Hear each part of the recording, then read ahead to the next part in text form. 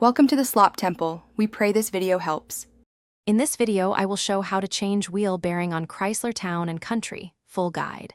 Start by lifting the van safely and removing the wheel. I will walk you through loosening the hub, removing the brake caliper, and extracting the bearing without skipping safety steps. Keep parts organized and inspect the spindle for damage. I explain cleaning, pressing the new bearing, and torquing to spec so you can drive confidently.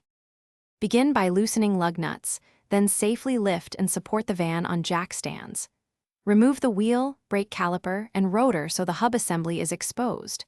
I show how to back off the axle nut and use a puller if the hub is seized, plus tips to avoid damaging the dust cap and ABS tone ring. Keep parts labeled to simplify reassembly and prevent brake line strain.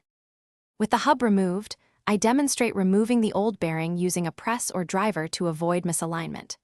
Clean the hub bore and inspect the spindle for wear before installing the new bearing.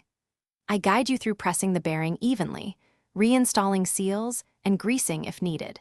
Then I show torquing the axle nut correctly, reassembling brakes, and doing a final check to ensure smooth rotation.